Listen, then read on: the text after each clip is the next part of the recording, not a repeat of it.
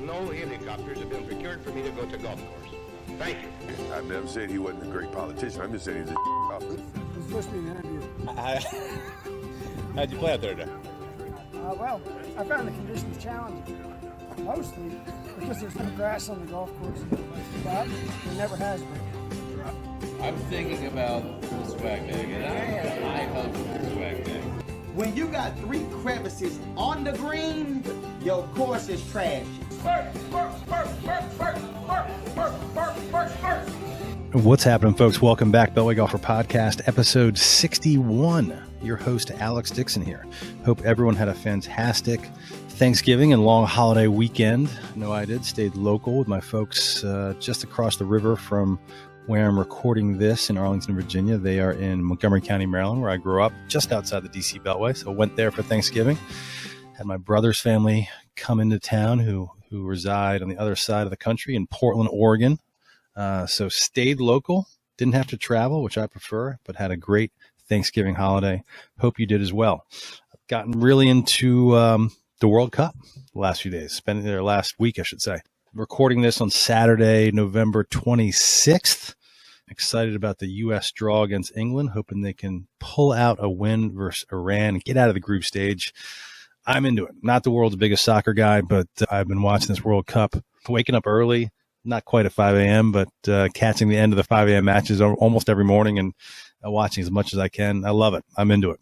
So go U.S. Hope they can do something in the next stage, get out of the group stage. Our guest for this episode is Ryan Carmen, who just recently got promoted to lead the golf division for Fairfax County Park Authority. The Fairfax County Park Authority, or FCPA, manages 7 golf courses. It was fun to get to chat with Ryan and kind of pick his brain about how things work within the Fairfax County Park Authority and how they get things done, how they prioritize projects and needs throughout the 7 golf courses, and what are his plans in the coming years for all these different properties. Ryan was the general manager at Laurel Hill for quite some time. I think he says 6 years in our conversation, and just got to know him the last couple of years. And he was very forthcoming with a lot of information and put up with some of my needling questions. So I appreciate it. He was a great guest. Hope everybody enjoys it. A couple other things, getting ready to put out the latest Beltway Golfer newsletter for November. If you haven't signed up yet, shoot me an email or a message. I should say, shoot me your email either through beltwaygolfer.com, any social media platform. Shoot me an email, text message. I'll get you on the newsletter list. Or better yet, just go to beltwaygolfer.com, click on newsletter, and you can enter your email address there. And I will get you on the monthly newsletter list that has all the latest related to Beltway Golfer, as well as news and the latest goings on throughout golf and the golf industry in the DMV and the Mid-Atlantic. So sign up. It's a monthly newsletter and it's free. What else is going on? I've only mentioned it once, I think, maybe more than once, but I want to make sure everyone's aware that I'm also hosting a podcast for the National Links Trust. I've gotten 3 under my belt now. So go over to nationallinkstrust.org or look up their podcast at any of the major podcast platforms, likely the same one that you're listening to this Beltway Golfer podcast on. But I've got 3 under my belt over there, having a lot of fun with it, just getting really going. It's allowing me to interview folks that are beyond just the DMV, that have some tie to municipal golf, but also on a national level. So if you like this podcast, if you're not familiar with the National Links Trust, if you are familiar with the National Links Trust, go check out their podcast and let me know what you think. Lastly, I got some new gear getting ready to come out. I just put out some new tees that we made, famous swings from Teddy Roosevelt, Chief Ike, Dwight Eisenhower, and JFK, available in the pro shop. But I got some new hats on the way, sweatshirts, some new vintage stuff. So sign up for the newsletter. If you're not following on Instagram, that's our primary social media account where we announce some of the stuff. So take a look or just check out beltwaygolfer.com and click on the pro shop. Great way to support what's going on here with the podcast and Beltway Golfer in general. Let's get to the conversation. Episode 61 of the Beltway Golfer podcast with Ryan Carmen, the director of golf for the Fairfax County Park Authority. We are out here at Pinecrest Golf Course on the Little River Turnpike, sitting with Ryan Carmen. Why don't you tell us what is your job title now, your new job title? Yep. So division director for the golf division with Fairfax County Park Authority. The working title being director of golf. You just got appointed this role like just a few weeks ago. I did. Yeah. So it was kind of a work in progress. So to go down a rabbit hole a little bit, was moved to D.C., Northern Virginia, 6.5 years ago for the GM job at Laurel Hill. And as the years went on, there was a position potentially being created that was going to be the assistant director of golf, because that never had existed before. Partially to do with the boom of golf and how busy everyone was getting. So the director of golf needed some assistance in managing the 7 golf courses, both from the operations side and the turf side. So the assistant director of golf position was created. I applied. I got it. That was back in February of this year. And then soon thereafter, my boss took a better position in the Midwest. So I rolled into the acting director of golf role while my boss put out the job and advertised it to get it filled. So then I applied and went through the interview process and ended up getting it about 2 weeks ago. Got it. So so you just said, so how many years did that put you as GM of Laurel Hill? Basically 6 years? 6 years. 6 years. So that must have been a heck of an experience. And just so folks know, so you've been in golf for a while. GMing Laurel Hill wasn't necessarily your first job. It wasn't, no. Okay. I've been doing this for more or less 20 years, starting from working at the pro shop counter to events to operations manager, assistant director of golf, director of golf. Had you worked at other municipal facilities? Municipal, in a way. So dating back to my internship, if we want to go all the way back to 2002, I had graduated from Slippery Rock University, or was on the brink of graduating from Slippery Rock. My last semester was an internship, for the whole semester, an internship. So I got an internship actually with Major League Soccer. I wanted to just get into soccer. That was it. That was your thing. So I got an internship with Tampa Bay Mutiny down in Tampa at Raymond James Stadium, where the Buccaneers play. I was their home field. Yeah. I'm not a huge MLS guy. Is that still a team? So that's where it gets interesting. Okay. You skip to the end. I'm sorry. Go ahead. Rewind. So, drive from Pittsburgh, born and raised. Drive to Pittsburgh, down to Tampa. Go in for my first day. I see this as my first day of my career. My internship. That's the start of a career, is what I was thinking. So, walked into the office at the stadium, and everyone was packing up their desks. What had happened previously, leading up to that, was every team was owned by MLS. There were no individual owners. I remember that. So the MLS, created an initiative where they wanted all these teams to find owners. Tampa couldn't find an owner. So the word they used was they got contracted from the league. They ceased to exist. No one told me.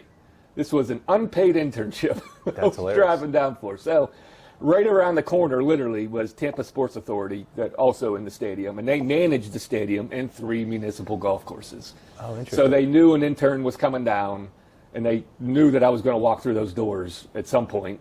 So they were kind of waiting for just some dude to walk in, asking them for an internship because of what happened next door. Oh, interesting. So I just met a gentleman. So it's interesting. You and I don't know if it was where we met. I think we had met prior, but we chatted a while at last year's National Trust Symposium. It's more or less where we met. Yeah, Symposium on Municipal Golf. Yep. But at this year's symposium, I met a gentleman, and I can look it up. His name's escaping me right now, who is now he works at PGA headquarters, but he's the head of the PGA Reach organization, whose prior role was running the Tampa Bay municipal golf courses. Yeah, I'm trying to blank on his name too, but I think he was there, but at one of the golf courses. Okay. Sims? Yes, Kenny Sims. Kenny Sims. Yep. Yep. There you go. We've gone back and forth on LinkedIn a few times, but he didn't remember me. I vaguely remembered him, but I was just a little, a little intern running around. So, but yeah, it's a small world. Sure. So then from there, ironically, halfway through that internship, I got a job at Reston. So I moved from Tampa to Reston as the event manager, and then quickly realized I couldn't afford to live in Northern Virginia getting paid $12 an hour. So I moved back to Pittsburgh, jumped around a little bit, and then ended up finding a job at a golf course, a little family-owned golf course that actually had ties to Arnie Palmer.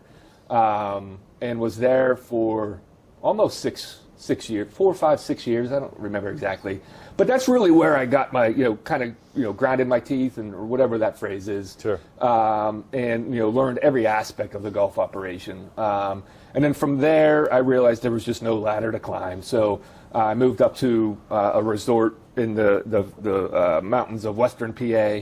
36-hole operation, 2 pro shops, teaching academy, and again, kind of took a step back, went back to just working the pro shop, because I knew there was a ladder to climb there, which is why I went there. So worked in the pro shop, then supervisor, then operations manager, then director of golf, and then life happens, and we ended up in Northern Virginia another 6 years later. So I guess it's every, for me, it's every 6 years I'm finding a new job. But interesting. So Laurel Hill, that's a big job. It was. I didn't realize when I took the job and moved down here, I honestly didn't realize what Laurel Hill was until I really got there and learned about the USGA and the national ranking. And so it was kind of an eye-opener when I walked through that front door the first day. But clearly, I'm glad my wife and I made this move down here because it's worked out. Yeah. So now you're the director of golf for Fairfax County. So what is the proper name? The Fairfax County Park Authority? Yep. 7 courses. I think a lot of the conversation, I want to talk about all 7 of them a little bit. Okay. But I think Laurel Hill, there's probably the most to talk about, especially the fact that you were, regardless of the fact that you were there for 6 years, but essentially because you were there for 6 years. So, for folks that, I think most people listening to this will probably be quite familiar with Laurel Hill, but if you're not, it's really the jewel of the 7 courses for the county. For sure.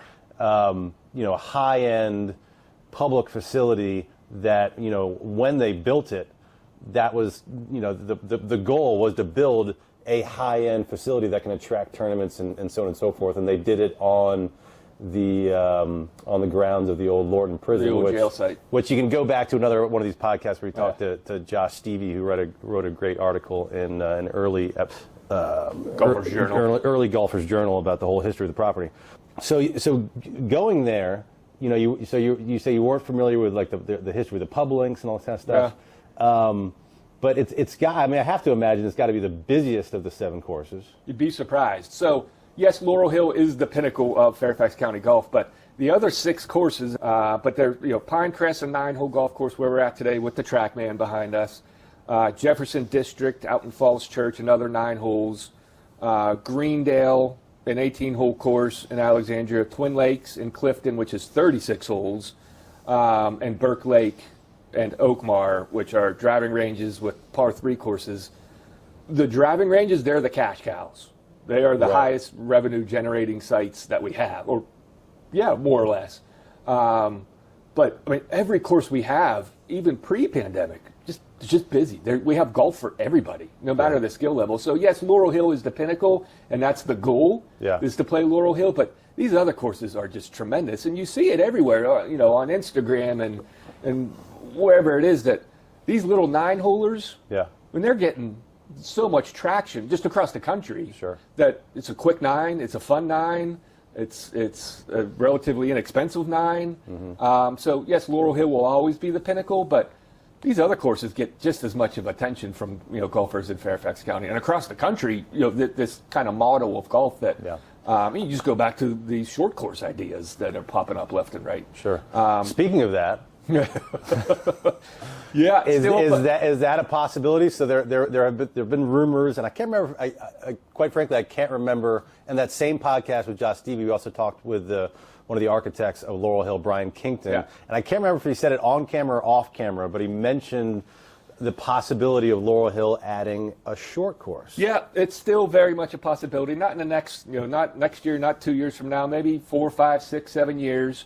That trend is never going away. Like initially, we wanted to get it built as soon as possible, be one of the first municipal golf courses to have a short course. But as the time has gone by, we realized that this trend is never going away. So, having the first municipal short course won't be, we won't be able to hang our cap on that. But, it's for sure. I'm very confident it will happen. And it'll be, if anyone's familiar, it'll be on the other side of the irrigation pond which is right next to 16 Green. There's just that barren piece of land out there, which is just absolutely perfect for a little 9-hole short course. That would be cool. Yeah. That'd be really cool. Yeah. So still in the works, but nothing impending. Nah. Got it. I'm guessing, so what, it's 2020, almost 2023, probably 26, 27 would be a rough guess. Okay. If it were to happen. It will happen. When it will happen. But you say that might trying to be the first municipal with a short course. You've got some short courses. I mean, let's talk about Burke Lake. Burke Lake and Oak Burke Marr Lake, which is a par threes. rare. I mean, most par 3 courses are 9 holes. Right. There's not. I mean, I'm sure there's others, but there's not a ton of 18-hole par 3 courses, which is pretty cool. Yeah, Burke Lake in itself is a unique experience. With within the past, I think it's about 5 years now. The driving range, the double decker was renovated, brand new club, and it was just bulldozed and built right back up. And they do a very good business out there with lessons, and their driving range is bananas. It's impossible to get a good problem to have, impossible to get a tee time, which actually is at all of our courses. Yeah. Currently, much. That's like just the state of golf right now. That's not bragging. That's everyone. Right. But yeah, and then Oak Marr out in where's Oak Marr? Oakton. Oakton, right. Same thing, double decker, huge putting green. It was a huge, it was one of those big putting greens before it was a trend to have a big putting green. What do they call those? The avalanche? Himalayas. Himalayas. Yeah. It was that before that was even a thing. Right. And then they're 9-hole par 3 golf course. So you're right. We do have short courses, just not in the new trendy sense. Right. So let's talk about Burke Lake for a second. I'm sure we're going to bounce around here in the between the courses and as things pop up. But this was obviously before your time here, but it was while you were at Laurel Hill. Burke Lake did these renovations, like you said, bulldozed the clubhouse. They didn't bulldoze the range. They just added a second. Yeah. They added a second deck. Is that what they did? I actually don't remember if they. I feel like it always had a second deck. Did it? I can't remember. But they renovated the range. They renovated it all. Yeah. So what I'm going. Well, a couple questions related to that is one. I'm just kind of curious what the impact of that renovation has been on the county and on just the facility. But then, because the larger question that I'm sure people will be curious about is kind of just especially a municipal organization or municipality, I should say, how do you decide,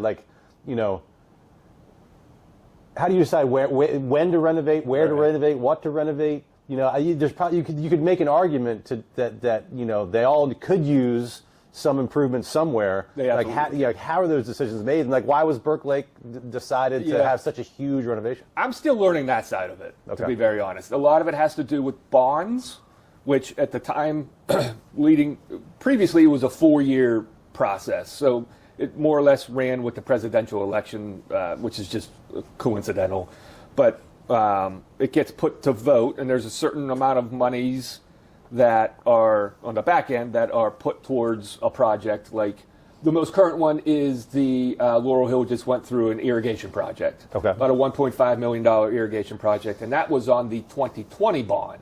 Okay.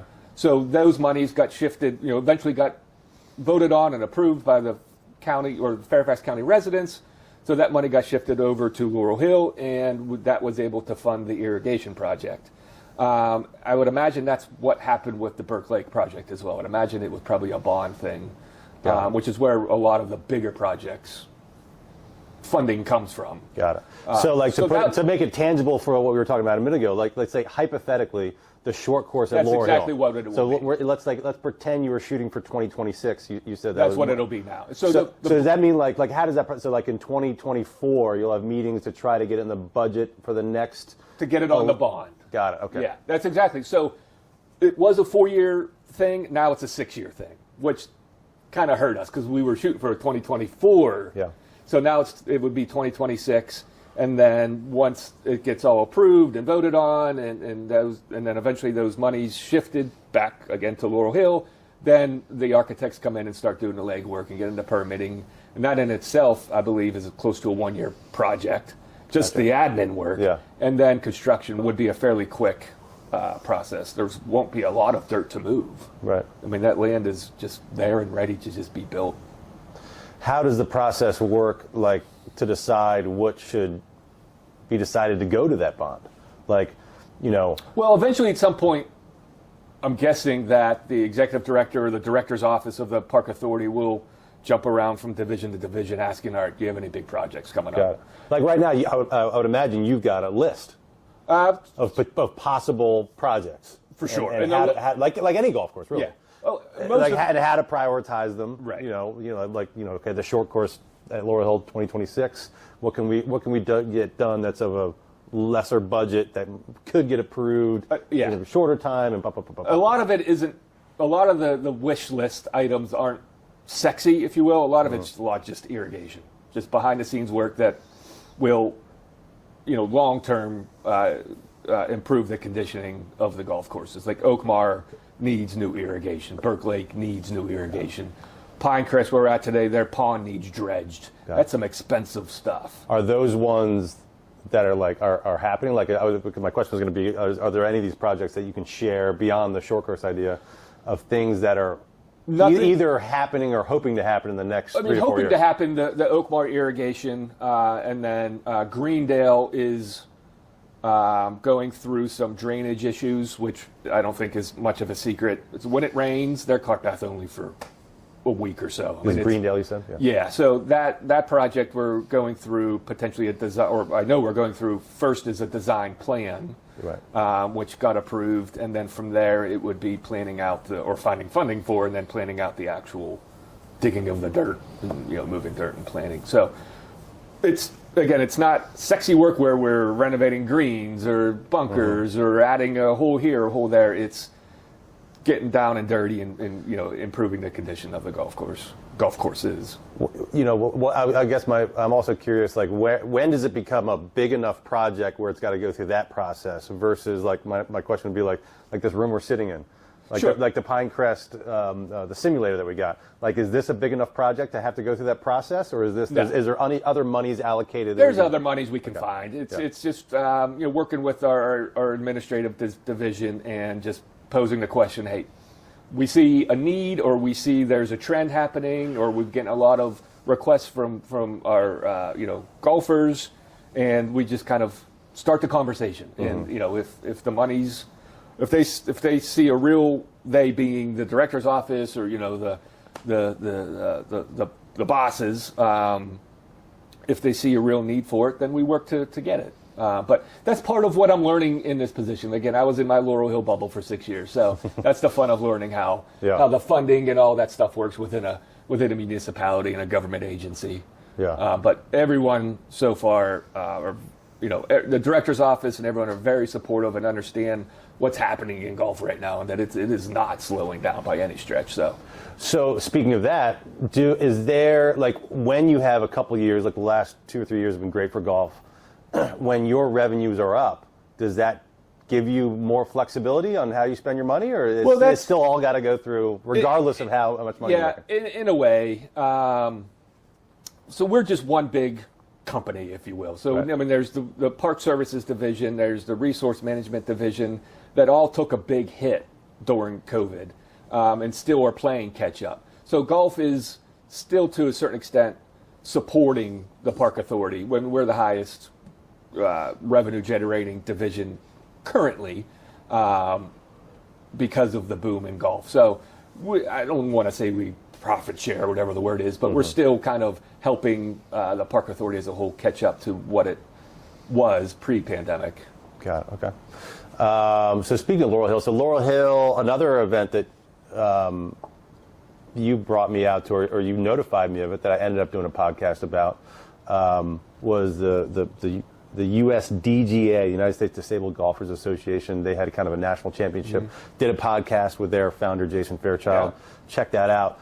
But it seems like Laurel Hill attracts some tournaments. You had a big Golfers Journal event a few years ago, obviously the U.S. Pub Links. Yeah. Is that something that Laurel Hill, going back, putting your GM cap on of Laurel Hill, like, is that something that they actively pursue, or is it more vice versa? People reach out to Laurel Hill? Or no, it's more actively. In it, I'd like to say it's an organically charged conversations or decisions, but I will say that the moment I got to Laurel Hill 6 years ago, my goal was to always get back a USGA event. So I've had several conversations, several site visits over the years.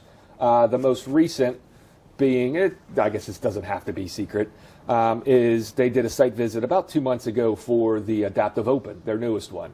Oh, nice. So they're at Pinehurst last year for the inaugural. They're at Pinehurst again this year, and they haven't actually listed or decided who's going to be the third year and moving forward. So, being that we did host the USDGA National Championship last June, Laurel Hill was obviously able to host a large adaptive golfer event. So that's why I reached out to USGA. So they were. Have they decided that it's definitely not going to be at Pinehurst in 2 years? That I can't. Yeah. No idea. Yeah, they kind of keep it under their cap. So they did the site visit. They took notes. We literally went from hole to hole, tee to green, through all 18 holes. It was about a 3-4 hour visit. So now we just sit and wait and see what happens. Here's a question also related to Laurel Hill. So Laurel Hill, I believe, is the only of the 7 courses that offers a membership. We do. Yeah, Laurel Hill does. Yes. And so my question for you, because I've gotten this time for, over just running like a popular local golf social media account. I've had people chime in on either posts or direct messages about how hard it is to get a tee time out there because of that. So my question for you is, is that model working? Have you do you hear from the general public about how hard it is to get a tee time? Does it get reviewed periodically, or just any thoughts on that topic? I think it's yes to all of the questions you just asked.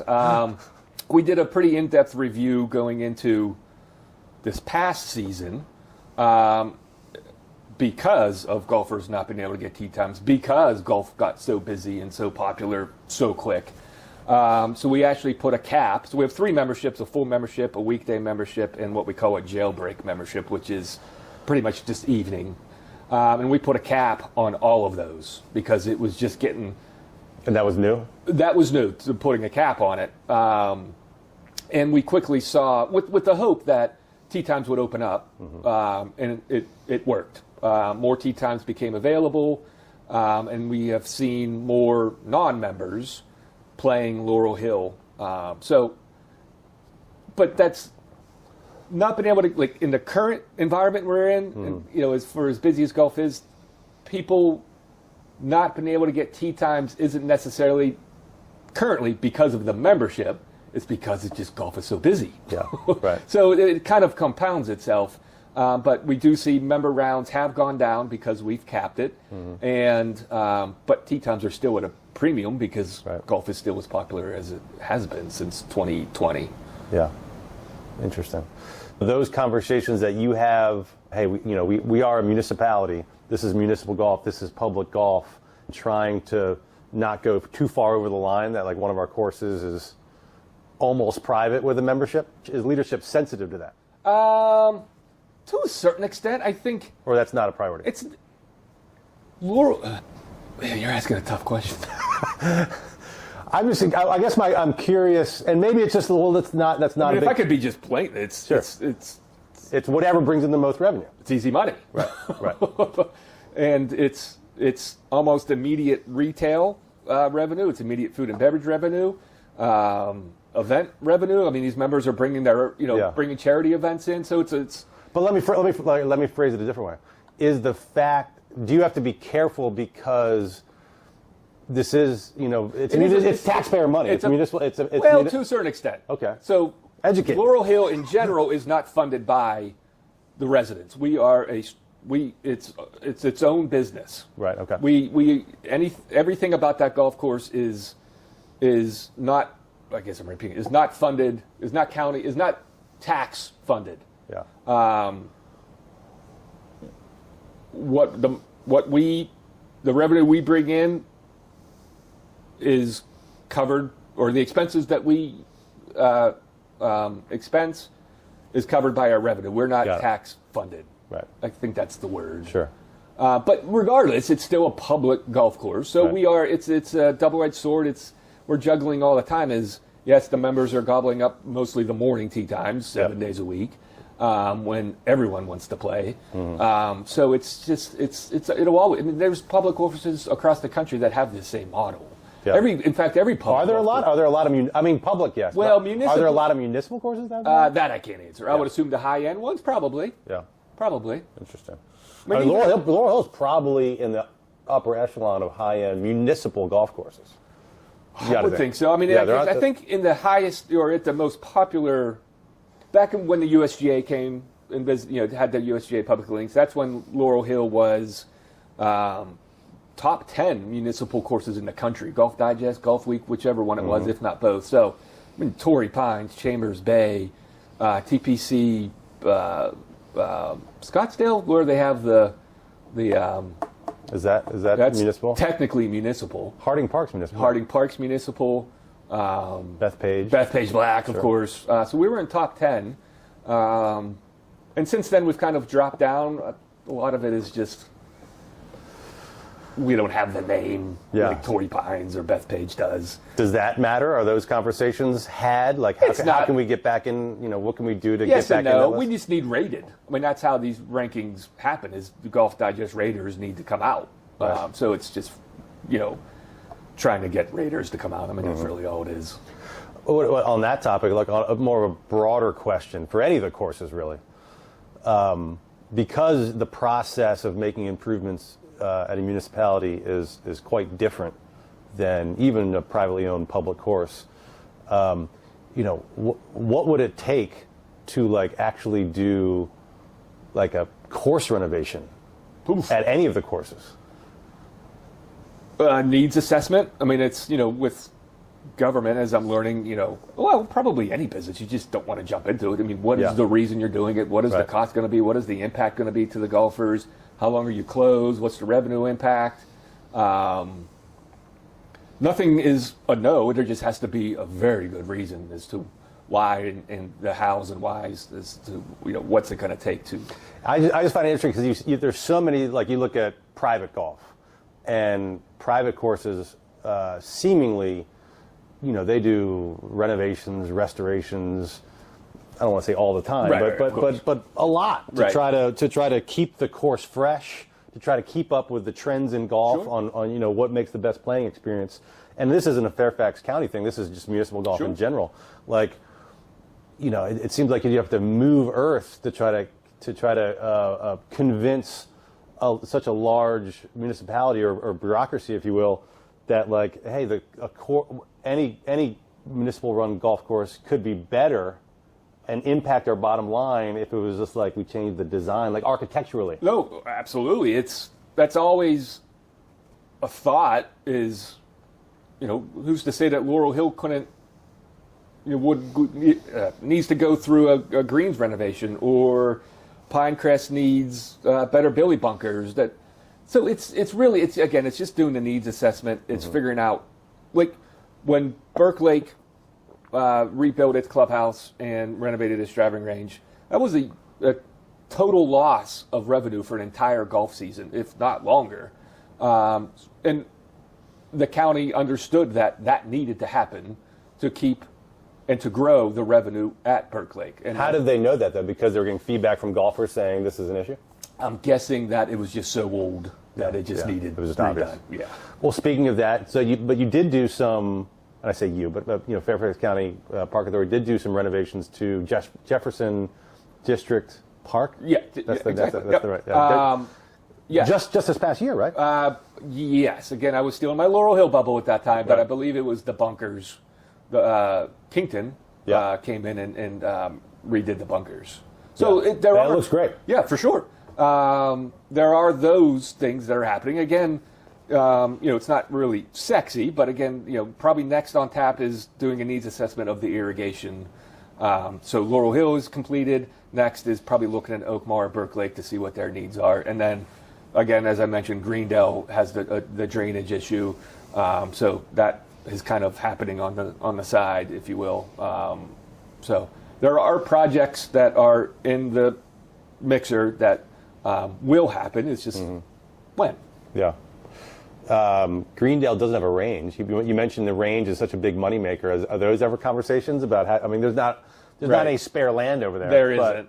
So an idea actually recently that I have, and looking back here at the TrackMan room, is to do some, I'm drawing a blank on the word, but to get TrackMan, so using Greendale as the example, there's Lee District Rec Center literally half a mile up the road. Okay. So is to get a TrackMan room or more, a simulator room of some sort, not necessarily TrackMan, put it in Lee District Rec Center, and simulator brought to you by Greendale Golf Club, where lessons can take place, or golfers that go and play Greendale can go to Lee District and practice in the winter, or just hit balls. Cool.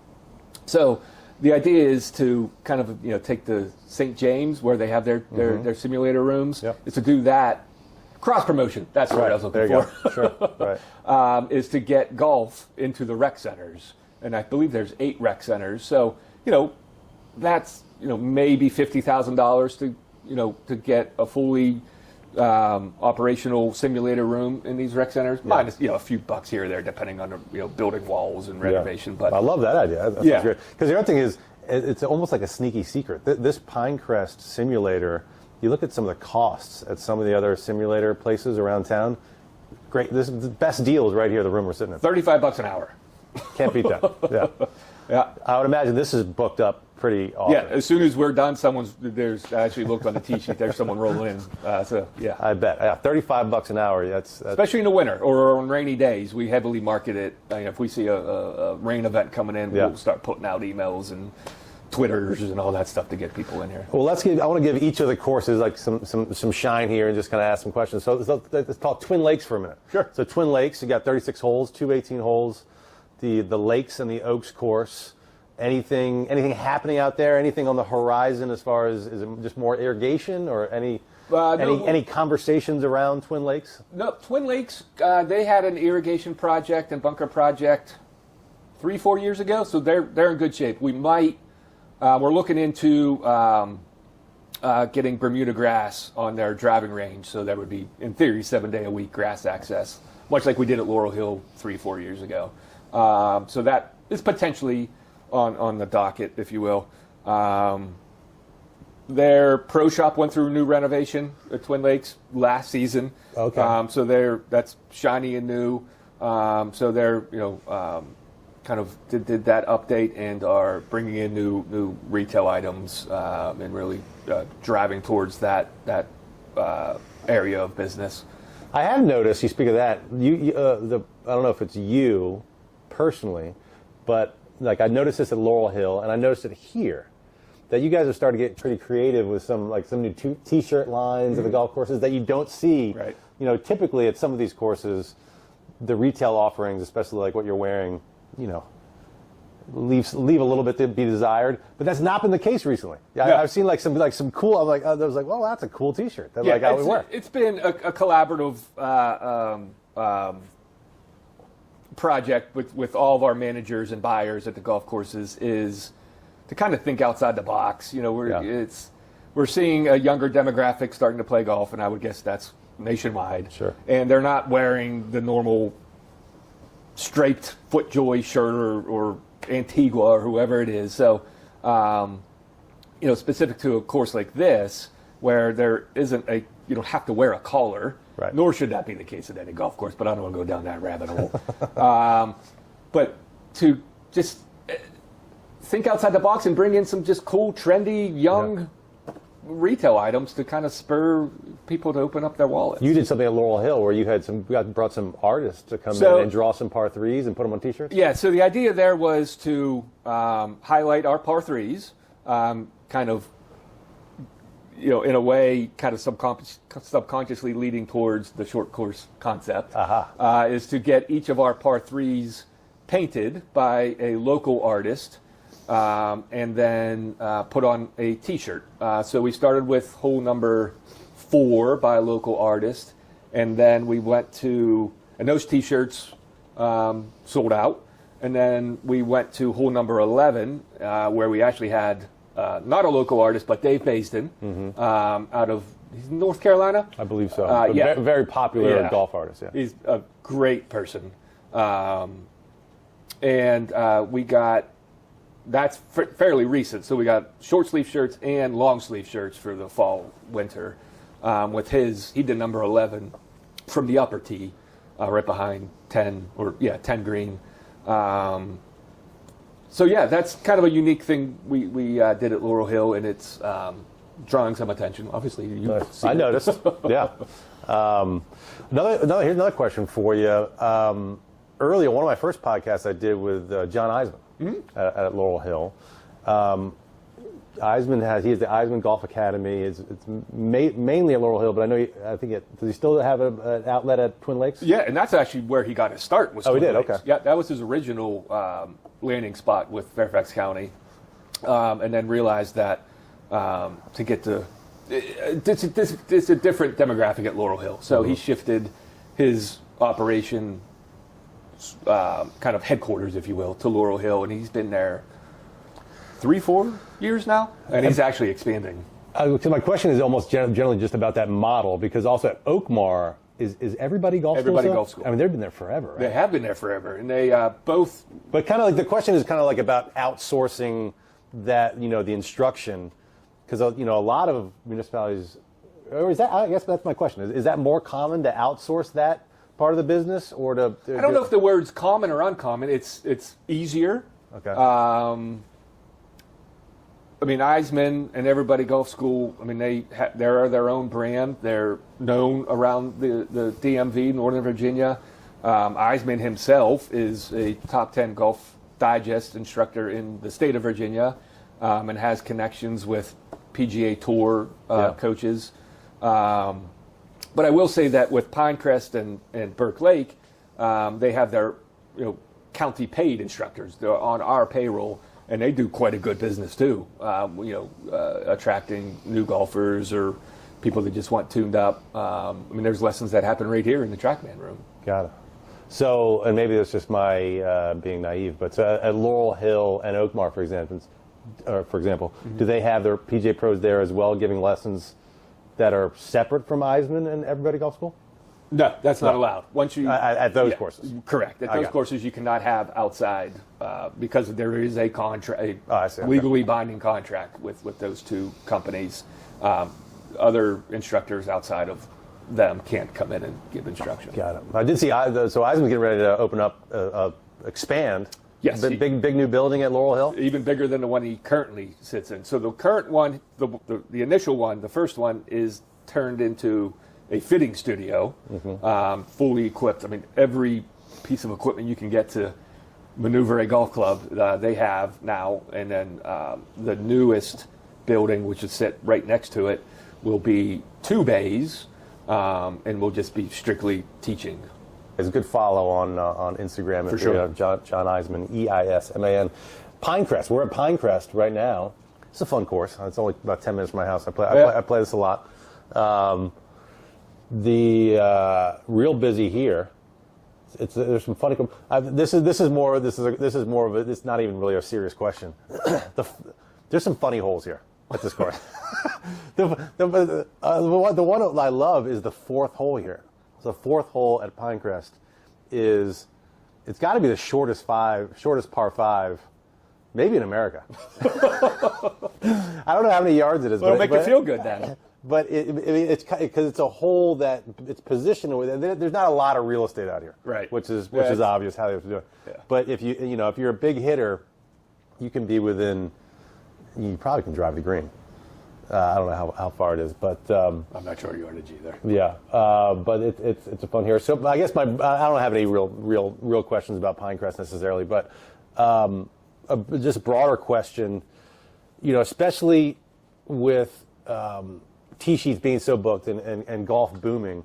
I just got back from the NLT symposium on municipal golf, where they've got all these different panels and discussions on how to ensure municipal golf is here long term. Sure. And prior to this golf boom, there was a lot of alternative ways to use golf courses that are popping up, and they talked a lot about that at symposium because at some point this golf boom is going to end, like Right. foot golf, Yeah. and golf where you're, I've never seen this in real life, but I saw this at the PGA show where it's almost like you're Yep. shooting arrows. I've seen that. Not in person, but yeah. Yeah, I guess my question is, are these alternative forms of using golf course? Is this active conversation? It's funny you say that. So Pinecrest did have foot golf Oh, they did. Okay. prior to the pandemic, prior to the boom, and we quickly realized that, and it was at a lower rate, a lower greens fee for the golfer than for the foot golfer compared to what an actual golfer was paying to play. So we were getting less money for foot golf than we were for golf, and seeing the impact of the pandemic and the demand to actually play the game of golf, we kind of put foot golf to the side and said we're just going to concentrate on golfers themselves getting tee time. So it was cool, but it wasn't. I mean, Pinecrest grew, got more attention because of foot golf, but we wanted to concentrate on golf and that revenue, not so much foot golf. And not only that, it takes a lot of work to get those big holes dug up and put in for the soccer balls, and they're there, and the actual hole is there, and you have golfers playing, and you have foot golf behind the golfers. It was just a strange mix. So you must get, like, just being, and maybe you'll learn this as you get more seasoned into the job, but you must, because it's a public entity and you've got 7 properties, and Fairfax is a huge county, you must get people writing in or calling in or all the time about a million different ways they'd love to see these golf courses being used. Or is that not the case? Not as much as you think. More at Laurel Hill because of our membership than anything. They were the most vocal, of course. Not a lot, just a few here and there, just more complaints than anything. But in this business, you kind of grow thick skin and you take it all in stride. As operators, we know that a golf course needs. Go back to our earlier conversation. We know a golf course needs renovated or needs new bunkers or needs new irrigation, and it's again just doing that needs assessment and finding the funding for it. So. You talk about, you get some complaints. The typical complaint with any public course versus non-public course, especially when times are good, is pace of play. Always. I mean, just forever and always. So how do you... Even private courses. Sure. Is it something that that has it become an issue in the last couple of years? No. No, Is that one of the complaints you get a lot? Always. It's like we send out in fact, I was just working on it yesterday, a Voice of the Golfer survey that gets sent out in the winter to all of our 60,000 golfers in our database, and they have the chance to voice their opinion. A list of questions, some multiple choice, some fill in the blank, and a lot of what can you improve? So 60% of the answers are pace of play. I mean, everyone wants that. If it's an 18-hole golf course, they want to play 4 hours or less. Sometimes that's doable. Sometimes it's just not. Yeah. So that's forever and always will be a complaint, and I think any golf course operator, would agree with that. So Laurel Hill, that project. Laurel Hill. Do you know what year it opened? 5. 05? Yeah. But the project 4. was probably approved long before that. I would suppose so, yeah. Yeah, in the 90s or something. So, I guess my question is, you got 7 golf courses.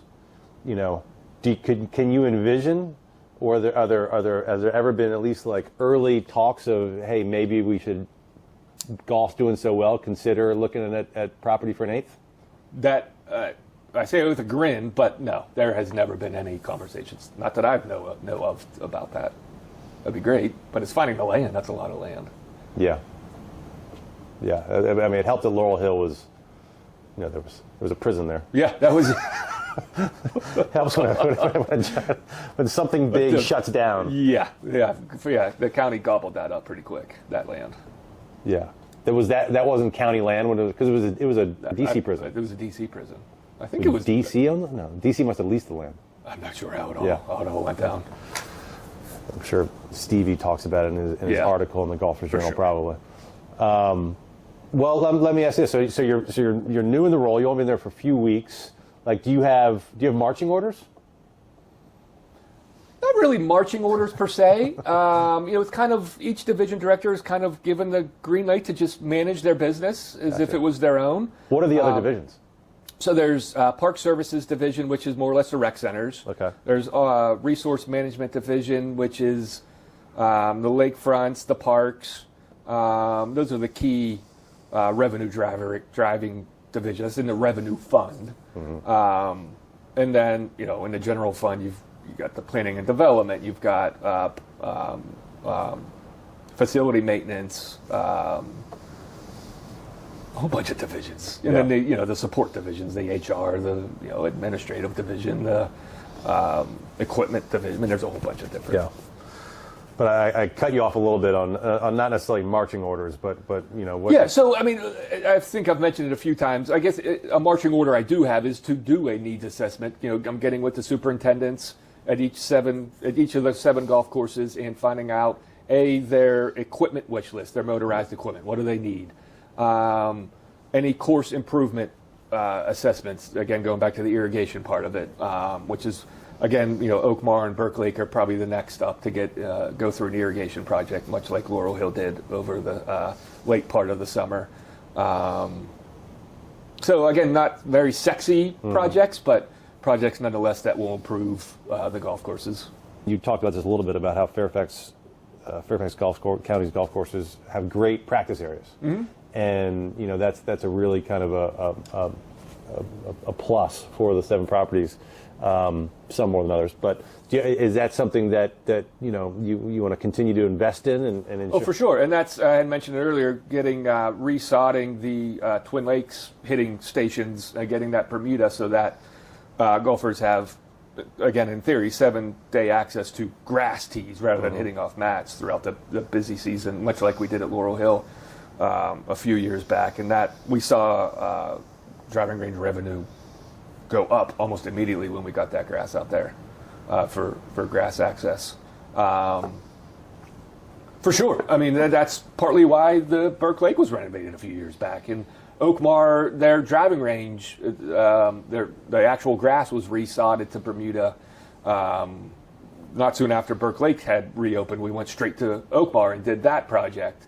So practice or off-course improvement is certainly at top of mind, not only with Fairfax County but across the country, as we're seeing. Could you envision, this is kind of an out of left field question, but could you envision, I love the concept, I've only done it a couple times in my golfing life, but night golf. I grew up playing a par 3 lighted golf course. Without knowing the ins and outs of it and what the expenses of putting up lights, it seems like an easy way to create more revenue and more rounds of golf because you've got these hours where you can't use the course. I'm sure it's a little more complicated than that. It's probably a little more complicated than that. Not a topic of conversation that no one has brought up, from the director's level down. I'm sure, and there's some like Pinecrest, you probably couldn't do it because the houses are right here. That's part of it too. But there are courses you could. Probably. I mean, more than likely, if any of the courses, if we were ever to do it, would be the par 3s, the Burke Lake or Oak Marr. Yeah. I'm not a fan of that. Who wants to? It's a novelty. Who wants to work till 11 o'clock at night? Well, that's there's the other side of the coin. The safety part of it. I mean, it's being open that late. You don't want to get into trouble. I can see that. We're going to wrap here. It sounds like we might get a fire alarm here in Pinecrest, but they're testing preventative maintenance. There you go. But this has been great. I appreciate you being so open and kind of sharing what's going on in your world and in the Fairfax County Park Authority.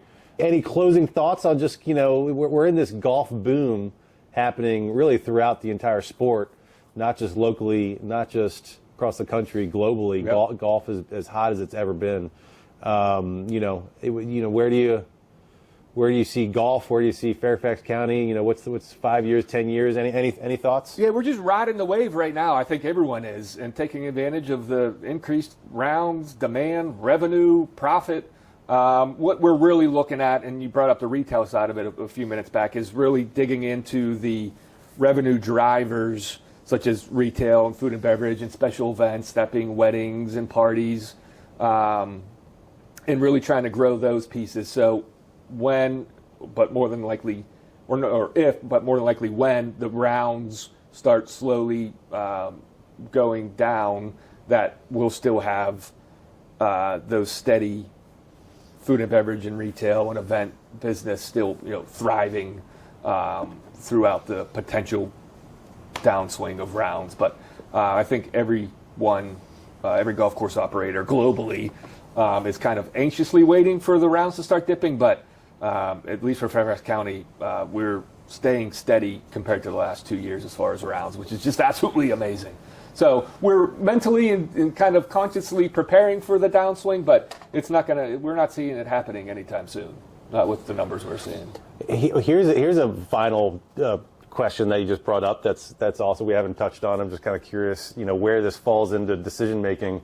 Food and beverage offerings at courses, is that up to each individual manager of the course? Like it is. Yeah. For the most part, it is. I will say that. Thank you for bringing it up. Oak Marr, that had zero food and beverage until last November, has now a food and beverage offering inside the clubhouse with hot dogs, and they just got what's called a combo oven. It's not a kitchen by any stretch. It's a very small clubhouse, but they now have a food and beverage offering, and so now every golf course has a food and beverage option of some sort, and also alcohol, which is a need. So we all have. That's got to be a moneymaker. For sure. Yeah. So, and then weddings and parties. So Twin Lakes and Laurel Hill have banquet spaces, and they do a very good business with parties and weddings and outside groups coming in, just social groups coming in just to not golf but have their events at those sites, which is having an event at a golf course is sometimes a desired thing for some groups. All right, we'll leave it at that. We got the next person coming into the simulator here at Pinecrest, I think, in about 5 minutes. Yeah. So we have to relieve our time here. But this has been great. Thank you very much, Absolutely. Ryan. Thank Congratulations on the new role. Thank you. Best of luck going forward. It's great. Thanks, Ryan. Thanks, man. I don't have a good golf game, but I don't really care. I'm a regular dude living in DC, and I want to know about DC-centric golf stuff. If you can tell me something that I don't already know, then that is great for me. I don't want the regular stuff. I want exciting stuff. I want different stuff. I want stuff I can't hear elsewhere. But I want it to be about DC golf.